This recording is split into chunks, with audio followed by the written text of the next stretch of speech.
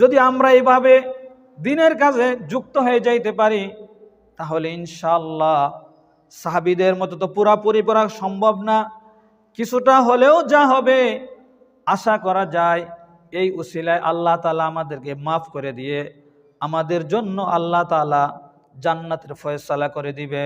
নবীজি যে কথাগুলো বলেন সেগুলো সত্য। নবীজির উপর যে কোরআন এসেছে কোরআন কিন্তু সত্য। কোরআন কিন্তু বলেছে নবীজির সাথে নবীজিকে মোহাব্বত করলে, নবীজি দিন মানলে, ইসলাম মানলে আল্লাহ তাআলা দুনিয়াতেও শান্তি দিবে, আখিরাতেও শান্তি দিবে। আর যদি ইসলামের বিরোধিতা করা হয়, নবীজিকে মানা না হয়, আল্লাহকে যদি মানা না হয়, তাহলে আমাদেরকে আপনাদেরকে কিন্তু ভাইজান আগুনে জ্বলতে হবে, জাহান্নামে পড়তে হবে। ঈমান নিয়ে যদি কেউ যাইতে পারে তাহলে না তার জন্য জান্নাত, ঠিক কিনা বলুন? ঈমান ছাড়া যদি কেউ দুনিয়া থেকে যায় তাহলে কিন্তু তার জন্য জাহান্নাম, চিরদিনের জন্য আগুন, চিরদিনের জন্য তাকে জাহান্নামে জ্বলতে হবে, আগুনে জ্বলতে হবে।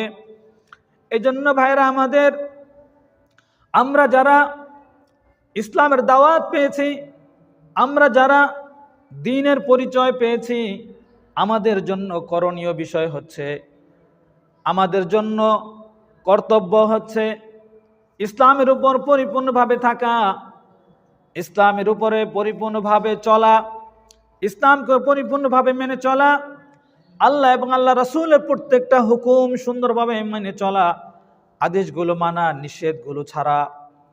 যদি আমরা এইভাবে চলতে পারি, সাহাবায়ে কেরাম যেভাবে দ্বীনের উপর আমল করে গেছেন, সাহাবায়ে কেরাম যেভাবে ইসলামের উপর চলে গেছেন, যেভাবে আল্লাহ এবং আল্লাহ রাসূলের হুকুম পালন করার জন্য নিজেদের সব কিছু উজাড় করে দিয়েছেন, উৎসর্গ করে দিয়েছেন, কোরবানি করে দিয়েছেন, ওইভাবে যদি আমরা পারি তাহলে ইনশাআল্লাহ আমরাও সাহাবীদের মতো আল্লাহ তাআলা রাজি আর খুশি নিয়ে দুনিয়া থেকে বিদায় নিতে পারবো ইনশাআল্লাহ।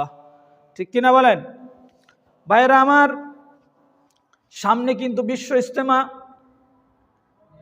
2, 3, 4 ফেব্রুয়ারি, এই 3 দিন কিন্তু বিশ্ব ইজতেমা অনুষ্ঠিত হবে। এই বিশ্ব ইজতেমা কিন্তু সেই সাহাবীদের নমুনায় দ্বীনের কাজের বড় একটা কাজ। বিশ্ব ইজতেমা, এখানে সারা বিশ্ব থেকে দাওয়াত তাবলীগের লোকজন এখানে আসে, এখানে এসে দ্বীনের স্পিরিট তৈরি করে, দ্বীনের কথাবার্তা শুনে সবাই একত্রিত হয়, দ্বীনের মোহাব্বত তৈরি করে নেয়, রাসূলের মোহাব্বত তৈরি করে নেয়, এবং এরা পরবর্তীতে গিয়ে এই দ্বীনের উপর চলতে থাকে। যখন কোনো মানুষ ইজতেমায় আসে, আমার দেখা, আমি দেখেছি অসংখ্য মানুষকে দেখেছি, যখন তারা দাওয়াত তাবলীগের পথ ধরেছে, যখন তারা ইজতেমায় এসেছে, যখন তারা সাহাবীদের নমুনায় কাজ করে এই কাফেলার সাথে যুক্ত হয়েছে, তখন দেখা গেছে এদের মধ্যে দ্বীন চলে এসেছে, এদের মধ্যে, এদের সন্তানের মধ্যে, ফ্যামিলির মধ্যে দ্বীন চলে এসেছে। দ্বীনের উপর চলার জন্য এদের মধ্যে একটা জজবা তৈরি হয়ে গিয়েছে, পরিবেশ তৈরি হয়ে গিয়েছে, এবং এরা আল্লাহ তাআলার প্রিয় হয়ে দুনিয়া থেকে বিদায় নিয়েছে। সুবহানাল্লাহ।